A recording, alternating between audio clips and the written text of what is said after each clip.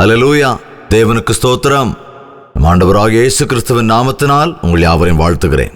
நல்லா இருக்கீங்களா? தேவ கிருபையோட முன்னேறி போய்கிட்டு இருக்கீங்களா?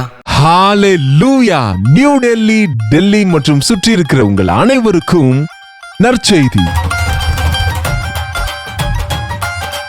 கர்த்தருக்கு சித்தமானால் இந்த மார்ச் 26ஆம் தேதி ஒரு ஹாலிடே ஆகவே ஒரு விசேஷமான ஒன் டே கெட் டுகெதரை உங்களுக்காக டெல்லியிலே ஏற்பாடு செய்கிறோம். இங்க தமிழோ ஹிந்தியோ மற்ற மொழி பேசுகிறவர்களானாலும் வாங்க, சோசியல் மீடியா மூலம், தொலைக்காட்சி நிகழ்ச்சிகள் மூலம் தேவனுடைய வார்த்தை கேட்கிற உங்களை ஆவிக்குரிய விதத்திலே பலப்படுத்த வேண்டும் என்று, ஜெபிக்க வேண்டும் என்று, நேரடியாக உங்களை பார்த்து உங்களுக்காக விசேஷமாக ஜெபிக்க வேண்டும் என்று, தேர்வு எழுதுகிறவங்களுக்காகவும் ஜெபிக்க வேண்டும் என்று டெல்லி வருகிறோம். மார்ச் 26ஆம் தேதி மதியம் 2 to 5 மணி வரை, 6 to 10 மணி வரைக்கும் 2 செஷன்ஸாக இந்த ஒன் டே கெட் டுகெதர் நடைபெறும். YWCA கான்ஸ்டன்டியா hall, gate number 1, Gurdwara, பங்களா சாஹிப், அசோக் ரோடு, நியூ டெல்லி. உங்களுக்கு மேலும் விவரங்கள் வேண்டுமென்றால் இந்த QR கோடை ஸ்கேன் பண்ணிக்கொள்ளுங்க, அல்லது கீழே ஸ்கிரீன்ல இருக்கிற நம்பருக்கு உடனடியாக ஒரு கால் பண்ணுங்க, அல்லது வாட்ஸ்அப் மூலமா ஒரு டெக்ஸ்ட் அனுப்புங்க. நீங்க நிச்சயமா வருவீர்கள் என்று கர்த்தருடைய சமூகத்தில் நாம் அனைவரும் சேர்ந்து அவரை பாடி துதிக்க, அவர் வசனம் தியானிக்க, மிக முக்கியமாய் உங்களை நேரடியாக பார்த்து உங்களுக்காக ஜெபிக்க வாஞ்சிக்கிறேன். வாங்க, தேவ பிரசன்னத்தை, தேவ விடுதலையை பெற்றுக்கொள்ளுங்க.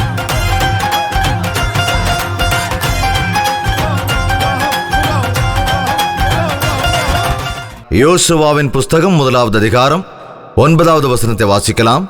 யோசுவா 1வது அதிகாரம் 9வது வசனம். நான் உனக்கு கட்டளையிடவில்லையா? பலம் கொண்டு தைரியமாயிரு, திகையாதே, கலங்காதே, நீ போகும் இடம் எல்லாம் உன் தேவனாகிய கர்த்தர் உன்னோடு இருக்கிறார் என்றார். பலம் கொண்டு திட மனதாயிரு, திகையாதே, கலங்காதே.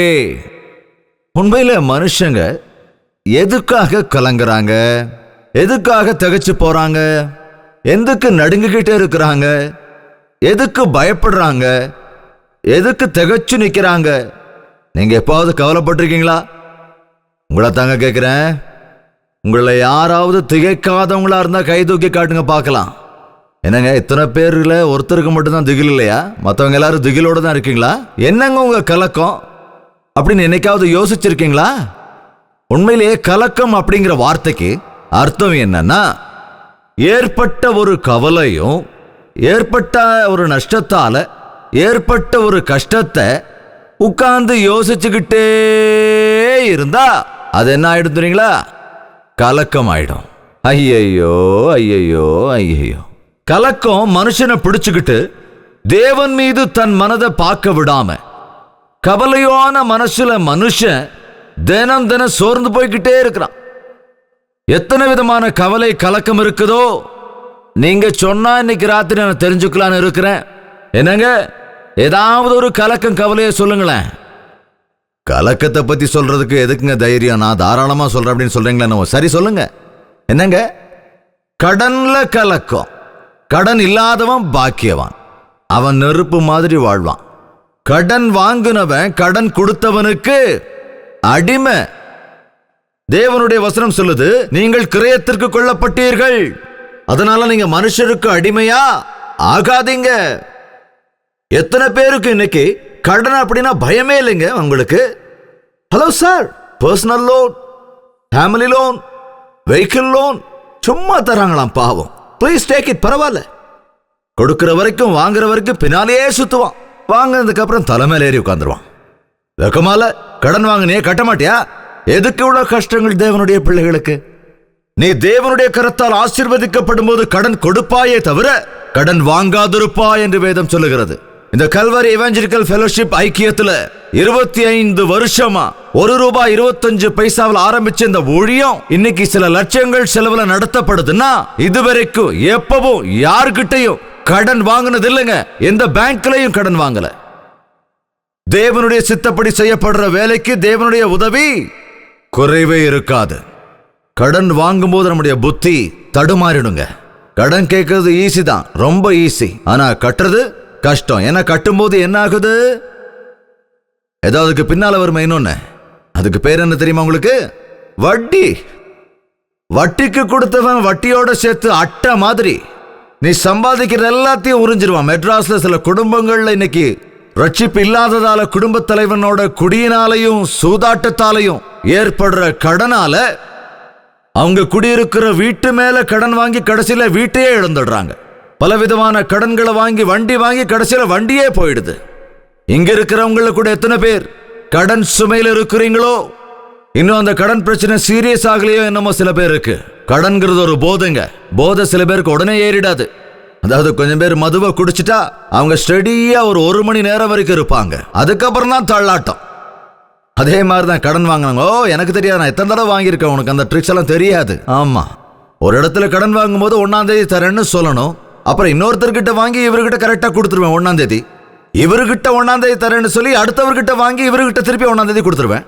அப்புறம் அவங்க கிட்ட வாங்கி இவங்க கிட்ட இப்படி சுத்திக்கிட்டே தான் இருக்கும். ஒரு குழியை மூடுறதுக்கு இன்னொரு குழியை தோண்டணும், அந்த குழியை மூடுறதுக்கு இன்னொரு குழியை தோண்டணும். இப்படி குழியை தோண்டி குழியை மூடி கடைசியில் எல்லாம் குழியா போயிடும். குழிதான்.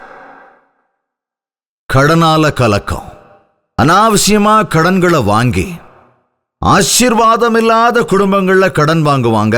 ஆடம்பரத்தை விரும்புறவங்க கடன் வாங்குறாங்க. தேவன் எனக்கு தேவையான நேரத்தில் எனக்கு தேவையானதை தருவார்னு விசுவாசிக்கிறவன் என்னைக்குமே கடன் வாங்க மாட்டான். இந்த உலகமே கடன்ல தான் ஓடுது. கிரெடிட் கார்டு இல்லைன்னா இன்னைக்கு இந்த உலகமே இல்லைங்க.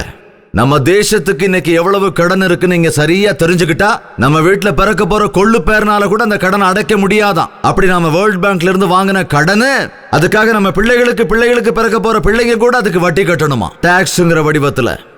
ஆனால் உண்மையான கிறிஸ்தவன், இயேசு கிறிஸ்து மீது உண்மையான விசுவாசம் வைத்திருக்கிறவன் கடன் வாங்கவே மாட்டான். ஒரு அல்லேலூயா சொல்ல மாட்டீங்களா என்ன? இந்த நாளில் ஒரு தீர்மானம் எடுக்கலாமா? கலங்க மாட்டேன். என் ஆண்டவர் எனக்கு துணையா இருக்கிறார். என் ஆண்டவர் எனக்கு துணையாயிருந்து என்னை நடப்பிக்கும் போது உனக்கு ஏதாவது தேவை என்றால் உன் ஆண்டவரிடத்திலே கேள், அவரு தருவார். அடுத்த வீட்டுக்காரனை கேட்காத, பேங்க்காரனை கேட்காத, இன்னொருத்தங்கிட்ட கேட்காத, உனக்கு துணையா இருக்கிறவட்ட கேளியா. எனக்கு வேணும். அன்று எலியாவுக்கு ஆண்டவர் மழை இல்லாத காலத்தில் அவனுக்கு போஷித்தார். எங்க இருந்துங்க? ராஜ குடும்பத்தில் இருந்தா, இல்ல மந்திரி வீட்டுல இருந்தா, இல்ல பிரசிடென்ட் அனுப்பி வச்சாரா? ஒரு ஏழை விதவை கொடுத்தா. அதுக்கு முன்னால இன்னொரு இடத்துக்கு அவனை கூட்டிட்டு போனாரு. கேரி தாற்றண்டைக்கு கூட்டிட்டு போனாரு. யோர்தான் நதிக்கு அருகில் இருக்கிற அந்த நதிக்கு அவர் கூட்டிட்டு போனார். இஸ்ரவேல் தேசத்திற்கு போய் வருவதற்கு தேவன் கிருபை செய்தார். அந்த யோர்தான் நதியை நான் பார்த்தேன். அந்த யோர்தான் நதியில ஒரு குடும்பத்திற்கு ஞானஸ்நானம் கூட கொடுத்தோம். அந்த யோர்தான் நதி சில இடத்துல அகலமா இருக்கு, சில இடத்துல குறுகி போயிருக்கு. அது ஒரு பெரிய நதி இல்லைங்க. நம்ம கோதாவரி நதி மாதிரி கூட இல்ல, கிருஷ்ணா நதி மாதிரி இல்ல. அதுக்கு பக்கத்துல கேரீத் என்ற ஒரு சிறிய வாய்க்கால். அந்த வாய்க்கால் அருகில போய் உட்கார சொன்னாரு.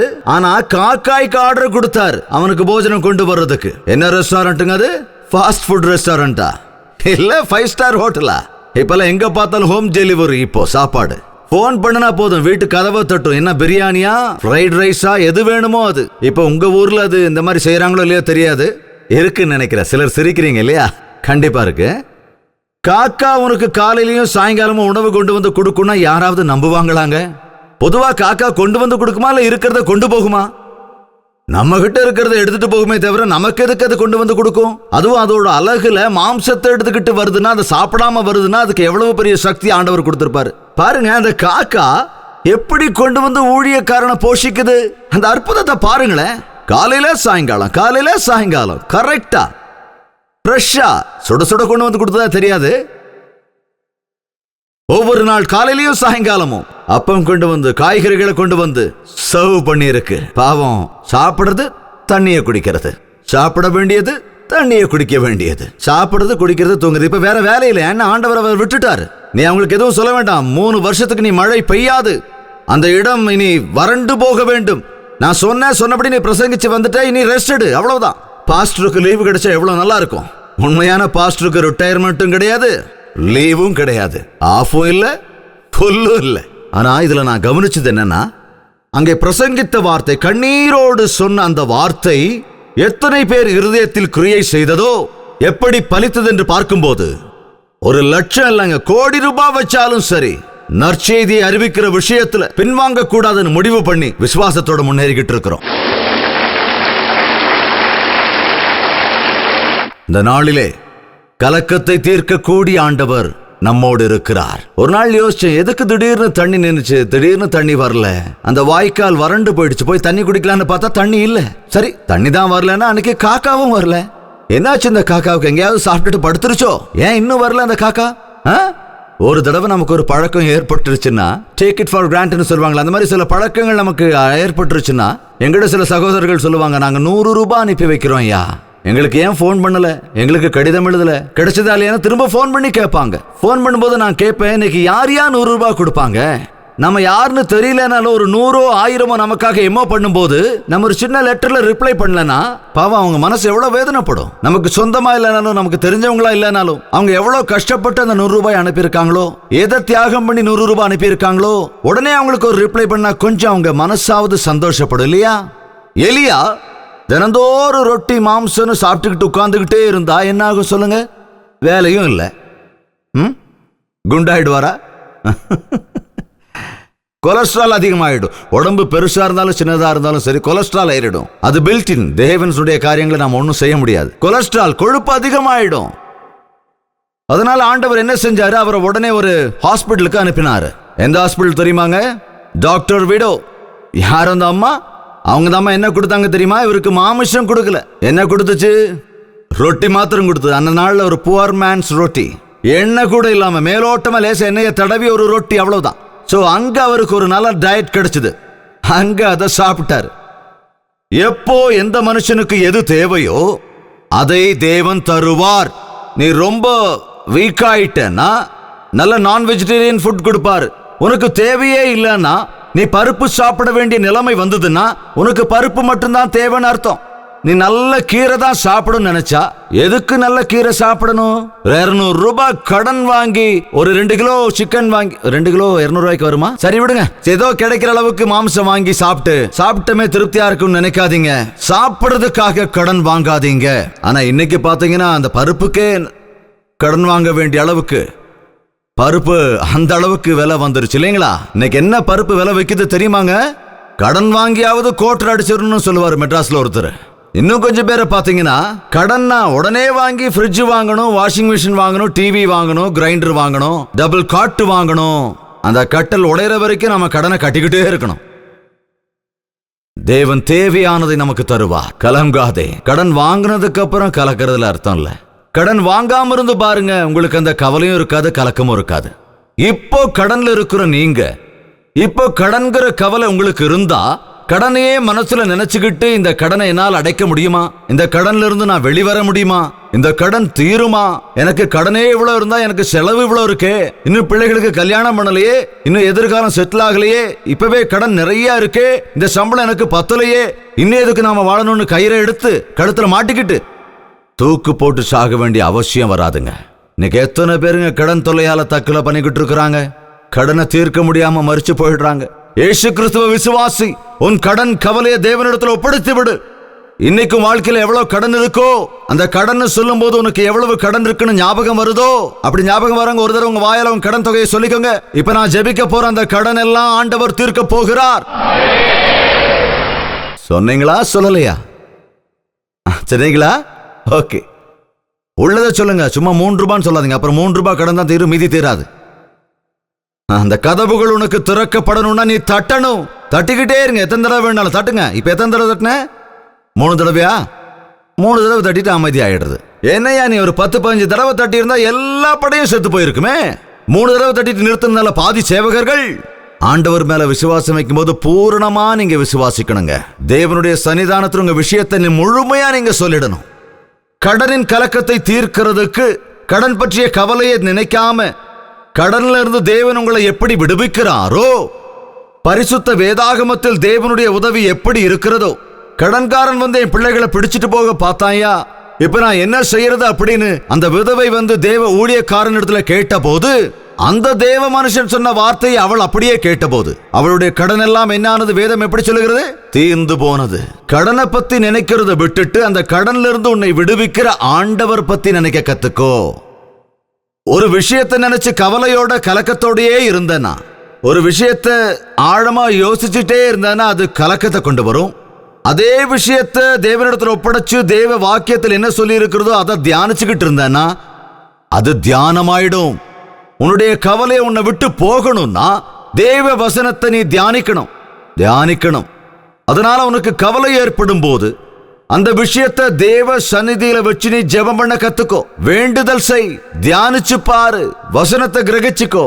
அப்ப அந்த கவலையிலிருந்து விடுதலை உனக்கு கிடைக்கும். மறுபடியும் தேவ வசனத்தை நம்ம வாசிக்கலாம். யோசுவா 1:9, பலம் கொண்டு திடமனதாயிருங்கள், திகையாதே கலங்காதே, திகையாதே கலங்காதே, திடமனதாயிரு, நீ போகும் இடம் எல்லாம் உன் தேவனாகிய கர்த்தர் உன்னோடு இருக்கிறார்.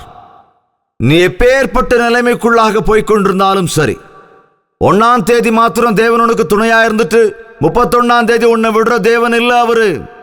உங்ககிட்ட பணம் இருக்கும் போது உனக்கு துணையா இருந்து உங்ககிட்ட பணம் இல்லாத உன்னை விட்டுட்டு போற ஆண்டவர் இல்ல. நீ பாராட்டும் போதும் கூட இருந்துட்டு நீ ஏதோ கொஞ்சம் சங்கடப்படும் போது உன்னை விட்டுட்டு போற மனுஷன் இல்லைங்க அவரு. நீ நேசிச்சாலும் நேசிக்காம போனாலும், நீ தேடினாலும் தேடாம இருந்தாலும், உன்னை பின்தொடர்ந்து வருகிற தேவனின் அன்பு உன் ஜீவிய காலம் முழுவதும் உன்னை பின்தொடர்ந்து வரும் அன்பு. பலம் கொண்டு திடமனதாயிரு, திகையாதே கலங்காதே, உன் தேவனாகிய கர்த்தர் நீ போகும் இடமெல்லாம் உன்னோடு வருகிறார். உனக்கு துணையா உன் கூடவே இருக்கிறார். ஏசப்பா உனக்கு துணையா இருந்தா, கர்த்தரின் மெய்ப்பரா இருக்கிறதுனால நான் தாழ்ச்சி அடையேன், என் பாத்திரம் நிரம்பி நிரம்பி வழிகிறது. கடன் எதுக்குங்க? கடன் எதுக்கு வாங்குறீங்க? நீ நிரம்பி வழியும் போது எதுக்கு கடன்?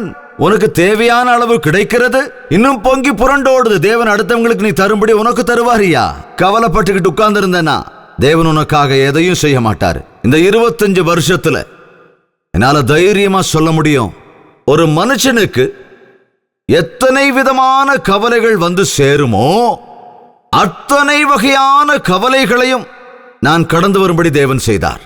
ஆனால் பெரிய விஷயம் என்னன்னா, ஒவ்வொரு முறையும் எனக்கு வரக்கூடிய கவலை, சிக்கல், பிரச்சனை, ஒரு பயம், ஒரு பீதி, ஒரு இறுக்கம், ஒரு நெருக்கம், ஒரு பிரச்சனை, ஒரு சோதனை, எந்த மனுஷனாலும் தீர்க்க முடியாத, எந்த மனுஷனும் உதவ முடியாத, யாராலும் எதுவும் செய்ய முடியாத நிலையில் இருந்த போதும் கூட ஒரு பிரசங்கத்தை கூட நான் நிறுத்தலைங்க, ஒரு மீட்டிங் கூட நான் நிறுத்தலைங்க, ஒரு டிவி புரோகிராம கூட நான் நிறுத்தலைங்க. தேவன் அவ்வளவு கலக்கத்தின் மத்தியிலும், அவ்வளவு கவலைகளின் மத்தியிலும், அவ்வளவு வேதனைகளின் மத்தியிலும் நான் உன் பக்கமே இருக்கிறேன் ஆண்டவரே, என் சிந்தை முழுவதும் உன் கையில் ஒப்புக் கொடுக்கிறேன் என்று அவர் கையில் ஒப்படைத்த போது எவ்வளவோ அற்புதமாக பெரிய மலை போல் இருந்த சிரமங்கள் எல்லாம் ஒரே ஒரு சொடக்கு போடுகிற நேரத்திற்குள்ளாக என்னை விட்டு எடுத்து போட்டார். அந்த அனுபவத்தையால இப்ப சொல்லி முடிக்க நேரம் பத்தாதுங்க. கலங்காதீங்க. கடந்த 38 வருஷங்கள் நான் தேவனை நம்பிக்கொண்டிருக்கிறேன். தேவனுடைய வாக்கியத்தை பிடித்துக்கொண்டு அவருக்காக நடக்கும் போது அவருடைய துணையை என்னால் உணர முடிகிறது. சில சமயங்கள் அவர் என்னை விட்டுட்டாரோ என்னவோ, அவர் என்ன மறந்து போயிட்டாரோ என்னன்னு நினைப்பேனே தவிர, அவரை நான் ஒருபோதும் விடமாட்டேன், தள்ள மாட்டேன் அப்படின்னு சொன்ன ஆண்டவர் எனக்கு துணையா இருக்கிறார். அவர் செய்த அற்புதங்களை பார்க்கும்போது என்னால் உணர முடிகிறது. இந்த ராத்திரி வேளையிலே இந்த வாக்குத்தத்தங்களை எடுத்துக்கொண்டு உங்கள் வீட்டிற்கு நீங்கள் போகணும். உங்களுக்கு கவலையை கொண்டு வந்த கலக்கம் இனி எப்பொழுதும் உங்கள் வாழ்க்கையில மறுபடியும் வரக்கூடாத படிக்கு ஒரு அற்புதத்தை இன்று ஆண்டவர் செய்ய வேண்டும் என்று ஆண்டவர் சமூகத்திலே நான் ஜெபிக்க போகிறேன். கடன் என்ற கவலை இனி என் வாழ்க்கையில் வராதபடி நீர் செய்ய வேண்டும் ஆண்டவரே. கடன் வாங்க வேண்டிய அவசியம் எனக்கு எதுவும் ஏற்படாதபடி காத்துக்கொள்ளுங்க என்று ஜெபிக்க விருப்பமா இருக்கீங்களா? என் பிள்ளைகள் விஷயத்தில் இருக்கிற கவலை, அவர்களை வளர்க்க வேண்டிய கவலை, அவர்களுக்கு உணவளிக்க வேண்டிய கவலை, அவர்கள் எதிர்காலத்தை குறித்த கவலை, அவர்கள் திருமண விஷயத்தில் கவலை எனக்கு வராமல் என்னை தைரியப்படுத்துகிற ஆண்டவர் எனக்கு இருக்கிறார் என்கிற விசுவாசத்தை ஏற்படுத்தும்படியான ஒரு ஜெபத்தை நீங்க செய்யணும். தயாரா இருக்கீங்களா? அப்படின்னா கலங்காதீங்க, கவலைப்படாதீங்க, பயப்படாதீங்க. ஒரு நிமிஷம் ஒரு சின்ன ஜெபம் உள்ளத்தின் ஆழத்திலிருந்து ஜெபிக்க போகிறோம். தயவு செய்து என்னோடு சேர்ந்து ஜெபிங்க. இது ரொம்ப விசேஷமான நேரம். தேவ ஆவியானவர் உங்களோடு இடைப்படுகிற நேரம், உன் தாழ்மையிலிருந்து உயர்த்துகிற நேரம், உன் பலவீனத்திலிருந்து உனக்கு பலத்தை கொடுக்கிற நேரம். உன் தாழ்வு மனப்பான்மையை மாற்றக்கூடிய நேரம், உன் குறைகளை நிவர்த்தி செய்யப்படுகிற நேரம், தேவ ஆசீர்வாதத்தின் நேரம். ஆண்டவரே, எனக்கு உம்முடைய அருள் வேணும்பா, உம்முடைய ஆசீர்வாதம் எனக்கு வேணும் ஆண்டவரே. ஆண்டவரே, உம்முடைய துணை எனக்கு வேண்டுமப்பா. உம்முடைய துணையோடு நான் நடப்பதற்கு, என் நோக்கமெல்லாம் உம்மேல் வருவதற்கு, உம்முடைய வாக்கு தத்தங்களை விசுவாசிப்பதற்கு என்னை பலப்படுத்துங்க ராஜா என்று ஆண்டவர்கிட்ட கேளுங்க. ஆண்டவரே, உம் துணை எனக்கு வேணும், உம்முடைய உதவி எனக்கு வேணும்னு உண்மையா சொல்றவங்க அப்படியே இருக்கிற இடத்துல எழுந்து நிக்கலாம். நம்ம ஒரு சின்ன ஜெபத்தை எடுக்க போறோம், தேவ சமூகத்துல விண்ணப்பிக்க போறோம். நீர் இல்லாத வாழ்க்கை எனக்கு வேண்டாம்ப்பா, உம்முடைய கிருபை எனக்கு போதும் ஆண்டவரே, உம்முடைய அன்பு எனக்கு போதும் அப்பா. நீர் இல்லாத வாழ்க்கை அது இருள் நிறைந்த உலகம் அப்பா. அந்த இருட்டான வாழ்க்கை வேண்டாம், என்னுடைய வியாதிகள் எனக்கு வேண்டாம். உம்முடைய கரத்தை என் மீது நீட்டுங்கப்பா. ஆண்டவர்கிட்ட கேளுங்க. பரிசுத்தமும் அன்பும் நிறைந்த தகப்பனே, இந்த வேளையிலே எழுந்து நின்று என் கவலையிலிருந்தும் என் கலக்கத்திலிருந்தும் நான் விடுதலை அடைய வேண்டும் என்று கேட்கிறேன். நான் கிறிஸ்துவுக்காக சாட்சியாக வாழ வேண்டும் என்று ஆசைப்படுகிறேன். தேவனுடைய சகாயமும் துணையும் எனக்கு வேணும்னு நான் ஆசைப்படுறேன்ப்பா. என்று எந்த இருதயத்திலிருந்தும் சத்தம் கேட்கிறதோ அவர்களை ஒரு முறை கண்ணெடுத்து பாருங்கப்பா. ஐயோ, என் கடன் என்று தீருமோ, இந்த கடன் தொல்லையிலிருந்து நான் எப்படி வெளியே வருவேன் என்று வேதனையோடு இருக்கிற ஒவ்வொரு குடும்பத்தையும் இந்த வேளையில் தானே சந்திங்க ராஜா. 5 அப்பத்தையும் 2 மீனையும் கொண்டு ஆசீர்வதித்து 5000 பேரை போஷித்த என் ஆண்டவரே, அற்புதங்களை நடத்தி அந்த கடன் சுமைகளை உம்முடைய கரத்தில் வைக்கும் போது கடன்கள் எல்லாம் தீரும்படியாக நீங்க ஆசீர்வதிங்க ராஜா. அவர்களுடைய கவலையை எடுத்துறீங்கப்பா. நீ இருக்கும் போது எங்களுக்கு என்னப்பா கவலை? உம்முடைய கரங்கள் எங்களுக்கு துணையா இருக்கும் பொழுது எங்களுக்கு ஏது கலக்கம்? உம்முடைய ரத்தம் இருப்பதால் எங்களுக்கு எதற்கு வியாதி? கலக்கம் அல்ல ஆண்டவரே. உம்மீது விசுவாசம் வைத்து அந்த விசுவாசத்திலே பலப்பட்டு உம்முடைய அன்பு கிடைக்கும்படி சகாயம் பண்ணுங்க. இந்த சபையிலே இருக்கிற ஒவ்வொருவரையும் நீர் கண்ணோக்கி பாருங்க. உம்முடைய ஆவிக்குரிய வல்லமையால் நிரப்பப்பட்டவர்களாக, வாழ்க்கையில் ஒரு பெரிய மாற்றத்தை அடைந்தவர்களாக, உம்முடைய துணையோடு உம்முடைய அபிஷேகத்தோடு நாங்கள் ஒவ்வொருவரும் வீட்டுக்கு போகும்படி எங்களுக்கு உதவி செய்யுங்க ராஜா. இயேசு கிறிஸ்துவின் வல்லமையுள்ள நாமத்தில் ஜெபிக்கிறேன் பிதாவே, ஆமென். ஹalleluya. நியூ டெல்லி, டெல்லி மற்றும் சுற்றி இருக்கிற உங்கள் அனைவருக்கும் நற்செய்தி. கர்த்தருக்கு சித்தமானால் இந்த மார்ச் 26ஆம் தேதி ஒரு ஹாலிடே ஆகவே ஒரு விசேஷமான ஒன் டே கெட் டுகெதரை உங்களுக்காக டெல்லியிலே ஏற்பாடு செய்கிறோம். இங்க தமிழோ ஹிந்தியோ மற்ற மொழி பேசுகிறவர்களானாலும் வாங்க, சோசியல் மீடியா மூலம், தொலைக்காட்சி நிகழ்ச்சிகள் மூலம் தேவனுடைய வார்த்தை கேட்கிற உங்களை ஆவிக்குரிய விதத்திலே பலப்படுத்த வேண்டும் என்று, ஜெபிக்க வேண்டும் என்று, நேரடியாக உங்களை பார்த்து உங்களுக்காக விசேஷமாக ஜெபிக்க வேண்டும் என்று, தேர்வு எழுதுகிறவங்களுக்காகவும் ஜெபிக்க வேண்டும் என்று டெல்லி வருகிறோம். மார்ச் 26ஆம் தேதி மதியம் 2 to 5 மணி வரை, 6 to 10 மணி வரைக்கும் 2 செஷன்ஸாக இந்த ஒன் டே கெட் டுகெதர் நடைபெறும். YWCA கான்ஸ்டன்டியா hall, gate number 1, Gurdwara, பங்களா சாஹிப், அசோக் ரோடு, நியூ டெல்லி. உங்களுக்கு மேலும் விவரங்கள் வேண்டுமென்றால் இந்த QR கோடை ஸ்கேன் பண்ணிக்கொள்ளுங்க, அல்லது கீழே ஸ்கிரீன்ல இருக்கிற நம்பருக்கு உடனடியாக ஒரு கால் பண்ணுங்க, அல்லது வாட்ஸ்அப் மூலமா ஒரு டெக்ஸ்ட் அனுப்புங்க. நீங்க நிச்சயமா வருவீர்கள் என்று கர்த்தருடைய சமூகத்தில் நாம் அனைவரும் சேர்ந்து அவரை பாடி துதிக்க, அவர் வசனம் தியானிக்க, மிக முக்கியமாய் உங்களை நேரடியாக பார்த்து உங்களுக்காக ஜெபிக்க வாஞ்சிக்கிறேன். வாங்க, தேவ பிரசன்னத்தை, தேவ விடுதலையை பெற்றுக்கொள்ளுங்க.